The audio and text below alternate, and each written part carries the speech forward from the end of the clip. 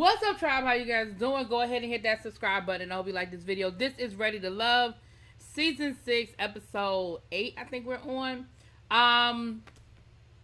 So it's a women's elimination week. So the guys are meeting up in the lounge with Tommy. And Tommy lets them know, listen, you guys, it is truth teller week. You guys need to pick somebody that you know is going to tell you the truth no matter what. Whether it's your best friend, whether it's an ex, whether it's an auntie. You need to figure out who that person is. And basically, you're going to have them meet who your top people are. And then see where it goes. Basically the same thing they did last week, except for Tommy gave them a little more leeway. It didn't have to specifically be a best friend. So the first little group we have Randall, and we have his harem. So we have Kayla, Libby, and Jayla. Now Jayla is the one he's feeling. Jayla is the one that, at least that's what I think. Child, I don't remember. I can't, because Jayla and Kayla look alike to me. I can't be, but. Anyway, his ex was there, but it's an older ex. Like, they dated a while ago. And I think she asked some really good questions. She asked what was some of their goals. She asked what were some of the negatives that they saw in Randall. They were like, listen, I know he ain't perfect, but what are some of the things that you see in him? And I feel like Kayla's answers were pretty good. Jayla, I felt like she sounded more like she wanted to be his mama. Like, well, I know I can steer him in the right direction, and I know that he needs a little bit of help. I don't know. I feel like she was coming off more like his mama, and she wanted to try to fix him. Then let's work together and figure some things out. I don't know. But the ex actually seemed to like Kayla the best out of the three. And I do think Kayla gave the best impression out of the three. But again, I feel like Randall is feeling Jayla more than Kayla. I think. I can't keep up. Then we had Mike with his friend Jalonda. And it was Kayla and Brandy. Now, we know that Brandy and Mike seem to have the connection. They seem to really have the most in common. And the kids, the kids issue came up. And, of course, Brandy talked about how she was kind of, she kind of had an issue dating guys with kids. And Jalonda said, well, what changed? What made it different? And she said, I realized that guys are going to have kids. And not every situation is the same. And then Kayla talked about the same thing, having an issue dating guys with kids, but, because she had a really bad baby mama situation, but, she said, well, he assures me that it's different. And Jalonda said, no, it is. Like, they have a very good co-parenting, situation. But it did, again, seem like Brandy was the one that had the most connection. His friend felt the same way. She said when Brandy was there, he was nervous. When he was talking to Brandy, he was a little nervous and, fidgety. Whereas, when he talked to Kayla, he, keep a straight face and that kind of thing. And so she felt like the fact that he was a little nervous around Brandy, that's the one who he liked the most. So Brandy kind of got her stamp. Then we had Samson with Sharice, Looney, and Brandy. And it was Samson. It was an ex of his as well. Looney was talking about something about how she appreciated the fact that Samson bought all of them gifts, but she was, felt like that didn't make her special, that he gave everybody a gift. And Samson was like, well, I didn't give everybody the same gift. I tried to give people gifts that I thought were unique to who they were and unique to their personality. And I really feel like you shouldn't worry about what I'm doing with other people. Worry about what I'm doing with you. But Sharice absolutely was like, when the friend was like, well, who thinks they could see themselves with a future with Samson? And Sharice was like, me, right here, me. I can do it. I want him. I was like, damn, girl. Calm down. Like, you don't have to be so But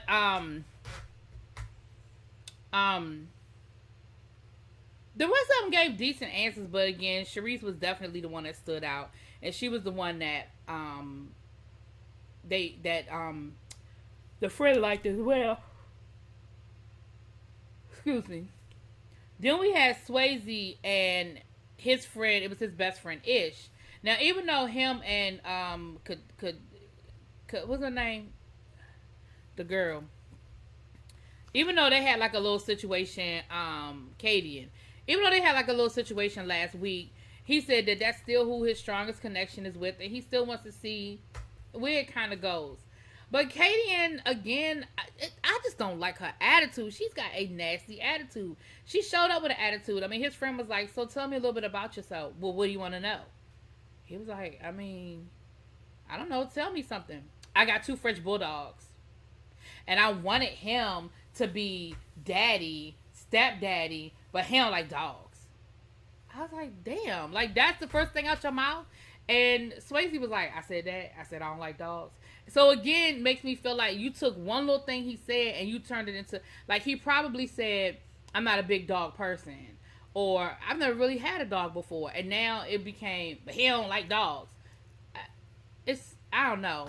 And she seemed like she had an attitude the whole time, was rolling her eyes and just being real negative and evasive.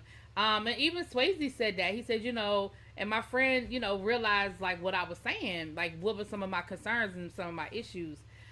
But he really likes her, and I think he's gonna try to make it work because he likes her, and of course, well, I'm not gonna go there. I'm gonna just pretend like we don't know what we know, child. Then we saw LJ with his ex Lauren, Tranika, and Looney. Listen, this is what I'm gonna say about LJ. He need to be eliminated next week. LJ said that him and the ex had just broken up at the beginning of the year. Remember, they filmed this like spring, so they weren't that far removed from each other. And then I think it was Tranika asked, well, when's the last time y'all slept together? And she said, no, it was Looney. And she was like, last month. Last month? You knew me last month. Like, we've been doing this process for longer than a month. For, like, the hell? So you've been, what?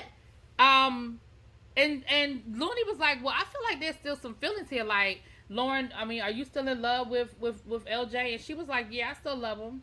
And she was like, well, LJ, do you still love her? And he was like, I mean, I got love for her. I'm going to have love for her. And she was like, well, do you ever see y'all get back together? He told my son, well, I mean, I never say never. That's when you like, check please. Because again, I get it, never say never. But if you're in a situation where you're dating me, competition or no competition, nobody wants to hear when you ask about an ex that you literally just broke up with a couple of months ago, say, well, never say never. Nobody wants to hear that. Check, please. Thank you, and goodbye. Like, what? Anyway, child. So, I don't know about none of that. LJ was like, I know I gotta have some hard conversations and see where that leads me at the end of all of this. Yeah, bro, you got some hard conversations coming your way, okay? Then we had this final date at the end. I'm going to be honest with you. I feel like this is one of those editing situations where this date didn't happen like in this same time frame, but they decided to add it to this episode to add a little spice to this episode, because this episode really didn't have no whole lot of nothing going on. But neither here nor there. LJ invited Katie and Mike and Sharice out. He said he hadn't really had a chance to really spend a lot of time with Sharice or Katie, and he thought this would be a good time for him to kind of have a conversation or whatever. So they're out now. Neither one of them, Sharice nor Katie, really like each other. Let's be clear. They've had some run-ins, they've had some tiffs, and they really ain't all that cool. But while they're talking, at one point they're talking, and Katie makes a comment about how she ain't looking for friends. Because I think Mike was saying how, she could be a little harsh or whatever. And she was like, well, I told you from the beginning, I'm not looking for friendship. And I 100% understood what she was saying. Like, I understood what she meant.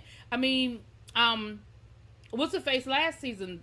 Not last season, season before last. The one that dated Dante, the one that has a hair salon. She said the same thing.